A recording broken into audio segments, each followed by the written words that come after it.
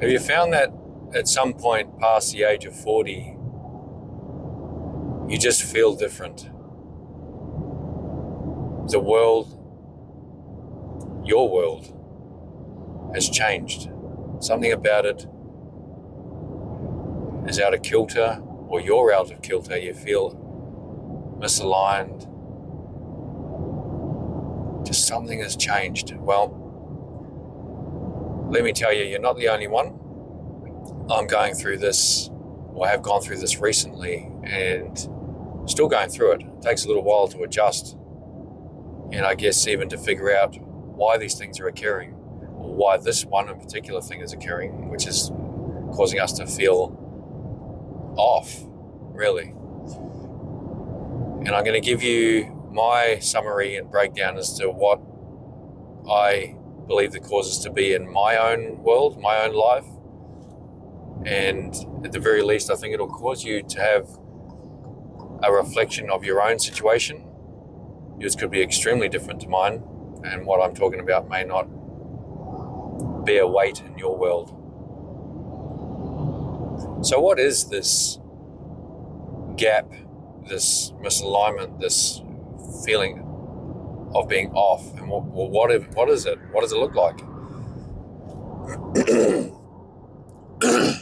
Excuse me. Well, for me, it's really hard to put a finger on. But when trying to explain it to you, it's like certain things just don't feel like they have as much weight or as much significance anymore. And I just feel, and for me, I feel loneliness in certain areas of my life now that I didn't before. Now, for me, work has always been something that has to be done. And in my younger years, I was definitely very passionate about what I did and needed to advance myself as far as learning more. You know, I wanted to be a sponge, and I genuinely wanted that.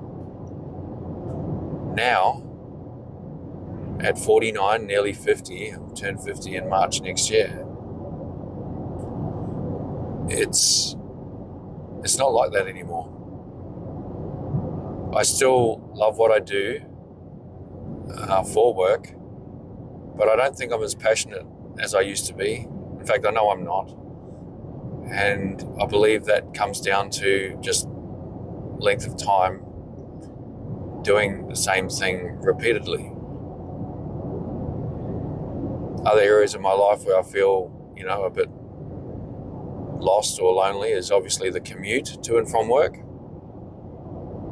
which I can change up when I get a chance to talk behind the wheel like this to you. That's great. But leading up to that,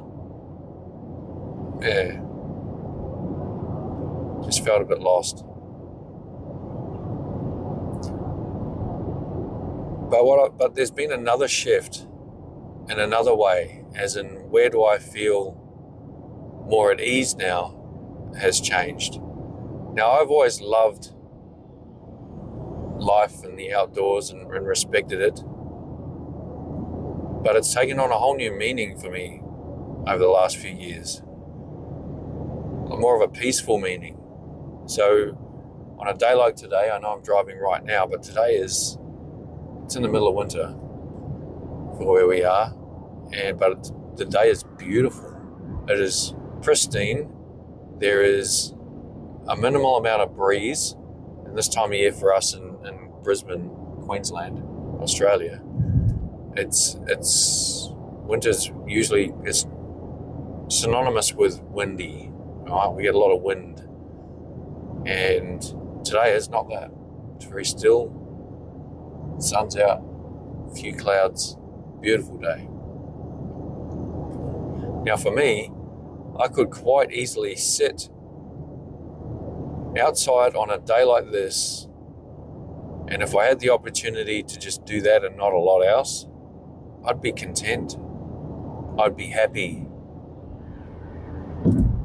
And I never used to feel that way.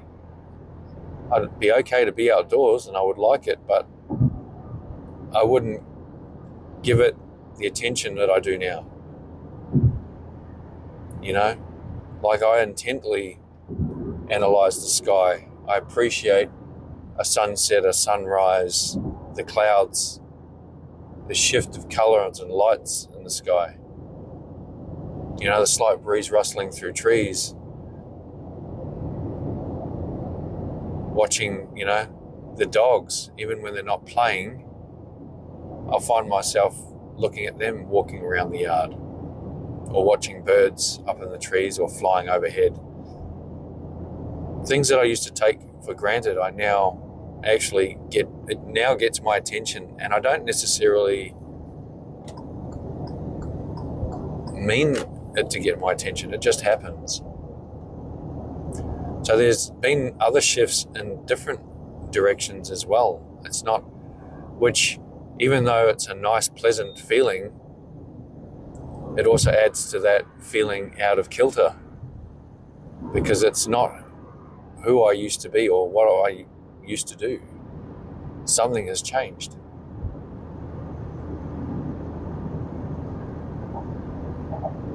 You know, I used to find a lot of my spare time, right up into my 30s even. I'm someone that was a gamer. I grew up in the golden era of video game arcades in the 80s.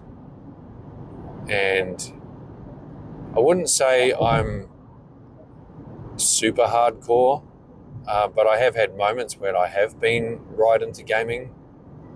And then there's moments where I drift off. Well, I haven't been into it for years. But that used to be something that I was quite content to do, especially in the evenings. You know, kids had gone to bed, I'd stay up late playing a game or two. It's like I haven't even thought of that. I don't know if that's good or bad. You know, like, it's an interest of mine. It's something that I like doing. And if I was going to do it, I would do it in a way where it's not taking away from anybody in my family. I'll do it in my own time. But I'm equally as just content to not do that. In saying that though, and you've heard me say this a number of times, I'm a massive advocate for people finding their creative passion, their creative outlet. And for me, I found content creation and creating these videos, trying to share insights into life in general and insights into content creation as a new creator that I can share with the world and you. And you can gain some benefit and some insight as to what's going on. And that's actually been a big deal. So where I would normally maybe sit down and not do a lot, you know, in the evenings and just relax, you know, I might read something, I may watch something. I haven't played a game in years, like I said, but talk, you know, amongst family. Sometimes just listen to families talk, you know, and I'm okay with that. But in recent months, that extra bit of time will be me, you know, pulling out the laptop, uploading my recorded video, you know, editing it and uploading it to YouTube. And to be fair, I watch more YouTube than I ever have. I've always been a consumer of YouTube on and off. It can be for interest's sake. It can also be for DIY, like figuring out how to do something. It's a great place to go for that. And so, you know, it's the same thing. I've watched YouTube channels and subscribed to channels to figure out the whole YouTube thing and how to start. And yeah, and then once I've started, I've trying to find my feet. What do I want to actually share and do on YouTube that people might have an interest in or want to see. And so then I find myself subscribing to other channels and watching other channels that may just be loosely tied to what I'm doing. A lot of newer channels, so I can see what they're doing in their early days. And so that's been another shift, a very positive one. In fact, I'm sure I've touched on that on another recording. I'll just make sure I release that before this one so that tie-in makes more sense. But that's been a really good thing for me. I refer to it as a positive distraction. Negative distractions are binge watching Netflix, or getting into something that's damaging for your physical or mental health or relationships. Those are negative distractions. Positive distractions are things that you get absorbed in, but not to a point where it detracts from reality, doesn't detract from your obligations of family and loved ones. So there is a difference, and finding your creative outlet is definitely a positive distraction, 100%. So there's an overview of what changes have come about, some of them anyway. And you may be experiencing some of the same things and wondering what's going on. Is this midlife crisis thing they're talking about?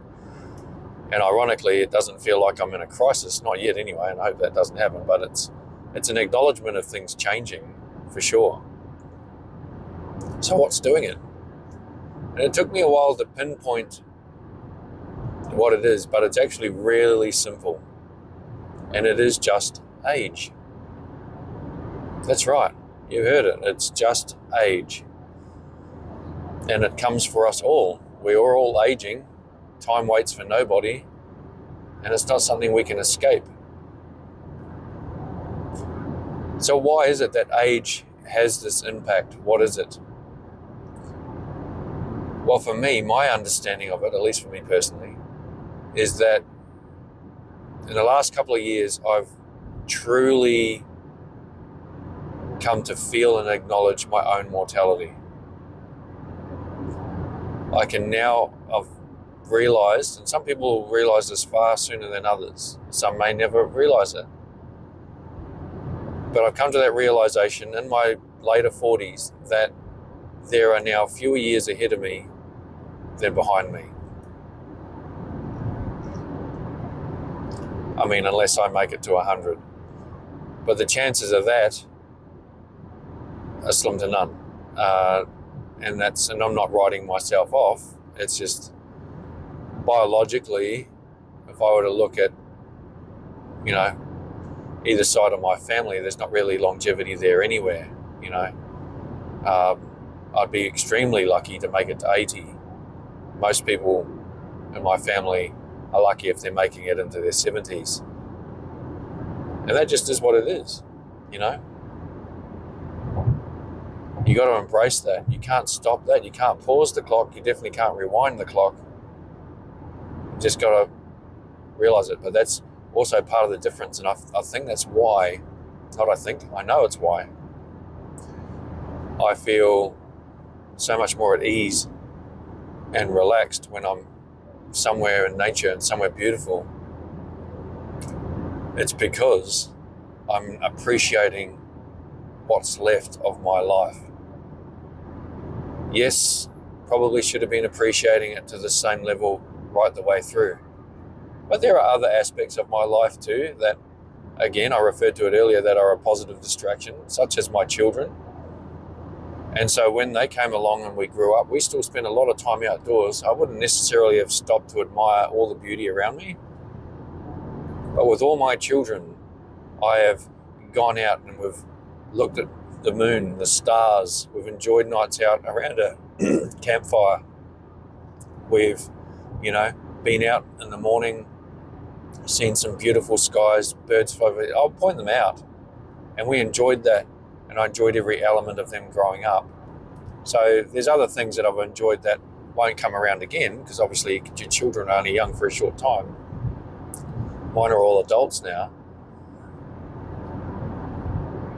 But just getting back to this whole age thing and why that makes a difference, because I can see I'm now at that point in my life where there's fewer days ahead than there are behind me. And that has a shift on perception and the way you perceive things.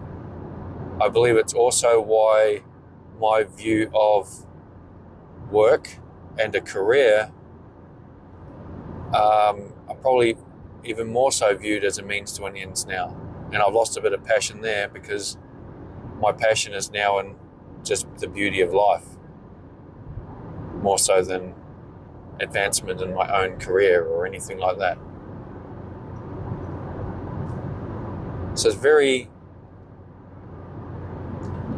interesting. I actually was thinking too, and this is true, this is so true, of a quote from Brandon Lee.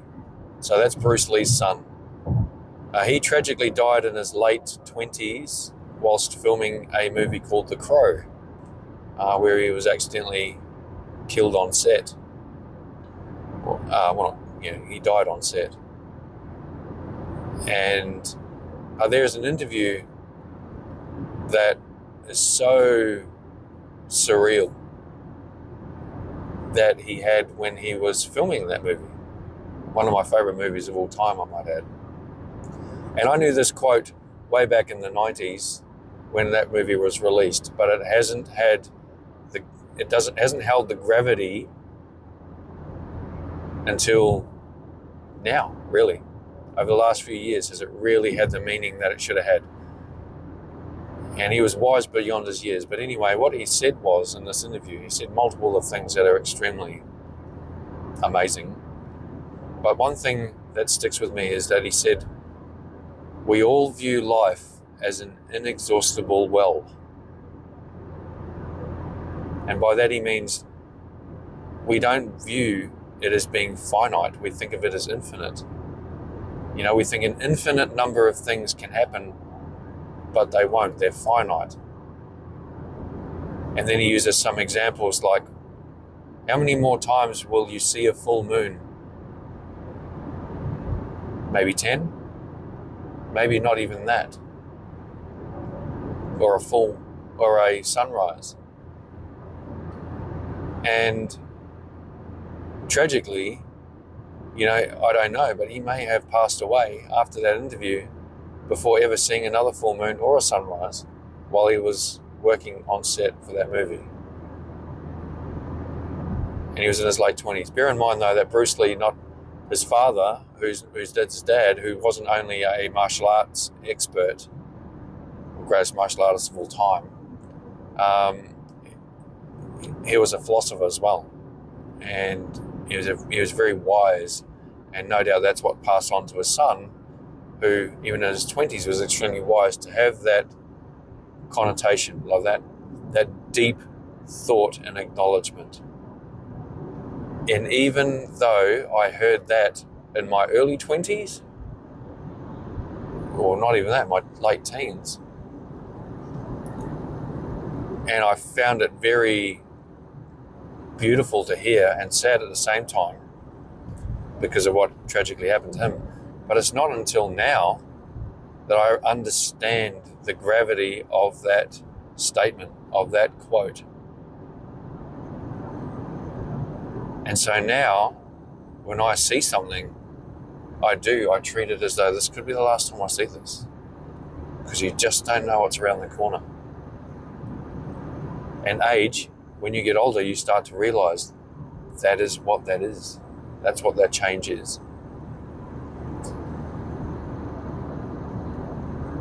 And so then that leaves us with, well, what can we do about this? So we know what the symptoms are, or the signs that things are changing, that we're feeling out of whack, out of alignment. Now we know why that is. What can we do about that? Well, the key to it, I'm finding, is to embrace it. Again, a little bit of a plug for those that haven't got a creative, or feel like they don't have a creative bone in their body. and aren't doing anything that's of their own or for themselves, please just find something and do it for you. It doesn't have to be making videos to share with the world, but do something that's at least for you. You know, maybe you've always wanted to get into wood turning or learning how to weld two pieces of metal together to make a steel table, or, you know, get into painting. It doesn't matter. Who cares when it is in your life and to what level of skill you think you have when doing it. That doesn't matter. It's something for you. It is a positive distraction and you need it. You know, I've not been creative for decades. So in my younger years, I used to play the guitar, sing, or at least try to. And then kids came along and I shelved that. And I still may pick up a guitar, an acoustic, and get back into it one day, who knows. But for now, it's content creation is my thing. And I love what I'm doing here. And the years between playing a guitar in my 20s to being a content creator in my 40s, going on 50, was being a dad. And I was so invested in my children's lives. I still am, but they've got their own lives to lead now as adults. But when they were younger, they were the biggest, best positive distraction you could ever want. And so moving on and forward from there, I've now got to find and come back to that creative element to help fill that. And not only that, within reason, enjoy the creative elements of your life that you love, be it music, art, literature, whatever it is, film, YouTube. But always maintain that balance. All right, don't get absorbed into consuming the man-made things only. There's a whole world out there that's just beautiful to look upon and to walk amongst. Now, it sounds simple, but it's not. It's actually hard to figure that out and feel like you're truly embracing it. I'm still learning. I still have days, and to be fair, admittedly, this morning felt that same way. I felt lost. I didn't feel myself first thing this morning, but I do now. After talking to you, while leading up to talking to you, I already felt better. It's just, you got to take each day as it comes. And when it comes to the good things that are happening in your life, when you and for you, it could be the same as me. You realize some things you enjoy more now than you used to, or you enjoy them differently. Get right into it.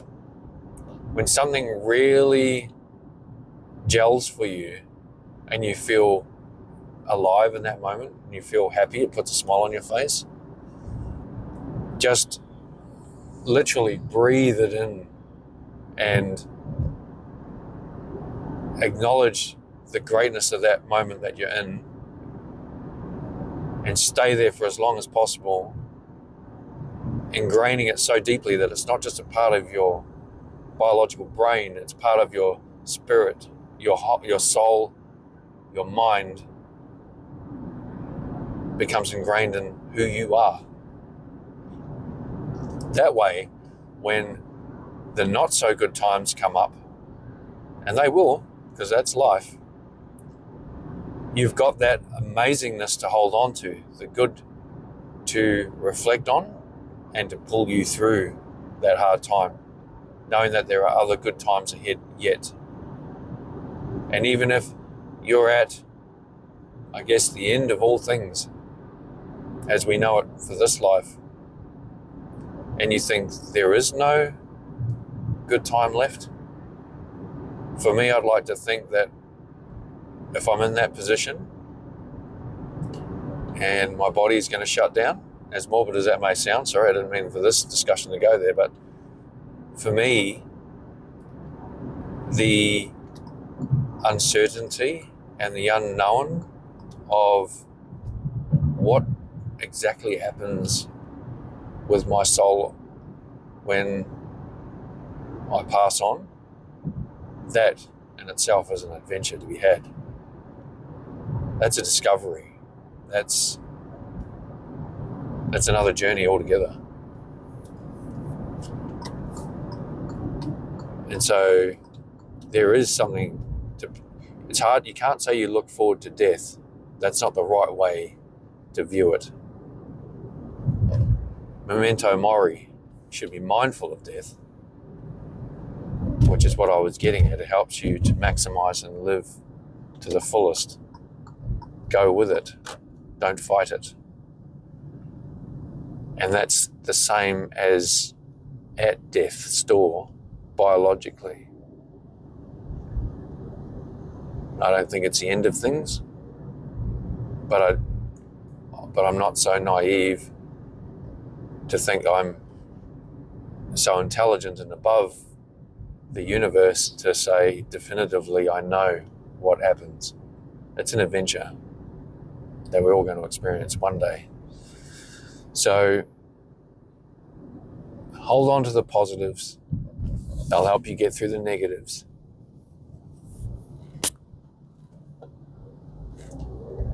I think I'll leave it there. Hopefully that resonated with a lot of you. Hopefully it helps some of you out if you're feeling a bit stuck. That's a part of life, and we will all get through it. So,